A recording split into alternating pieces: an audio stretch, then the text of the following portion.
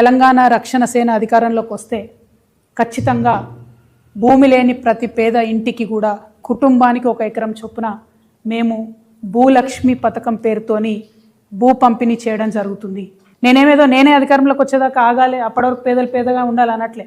కాంగ్రెస్ ప్రభుత్వం భూ పంపిణీ కార్యక్రమం మొదలు పెడితే మొదటి వరుసలో నిలబడి మేమే పంపిణీ చేస్తాం. 1 ఎకరం లేనటువంటి పేదల గురించి వాళ్ళు నేను అప్పీల్ చేస్తూ ఉన్నా, వాళ్ళ గురించి మాట్లాడుతూ ఉన్నా. సామాజిక న్యాయ సాధన జరగాలంటే ముందు భూమి ఉండాల్సిందే. ఒక గ్రామంలో పరిస్థితి ఇమాజిన్ చేసుకోండి. భూమి లేనివాడికి ఎంత విలువ ఉంటుంది, భూమి ఉన్నవాడికి ఎంత విలువ ఉంటుంది. పిల్లనియాలంటే ఏం అడుగుతారు? ఇల్లుందా, భూమి ఉందా, జాగుందా అని అడుగుతారు. ఆ విలువ ఉండద్దా, సామాజిక గౌరవం ఉండద్దా? దానికోసం నేను ప్రయత్నం చేస్తూ ఉన్నా.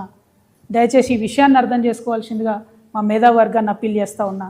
నేను సామాజిక న్యాయం జరగాలి తెలంగాణలో అంటే అది పొలిటికల్ స్లోగన్ కాదు, విప్లవాత్మకమైన గుణాత్మకమైన మార్పు కోసమే తెలంగాణ రక్షణ సేన ముందొచ్చింది. దానికోసం ప్రయత్నం చేస్తుంది.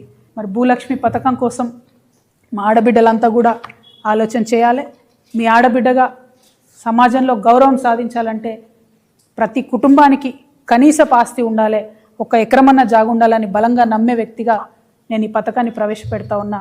మీ అందరి సంపూర్ణ మద్దతు, ఆశీర్వాదం తెలంగాణ రక్షణ సేనకు ఉంటుందని చెప్పి భావిస్తున్నా. నిజంగా 1 సెకండ్ ఆలోచిద్దాం. యాజ్ హ్యూమన్ బీయింగ్స్, 1 అర్ధ గజం భూమి ఉంటే, 1 గుంట భూమి ఉంటే ఎంత కాన్ఫిడెన్స్ ఉంటుంది. నేను ఉట్టిగా నిర్ణయం తీసుకోలేదండి.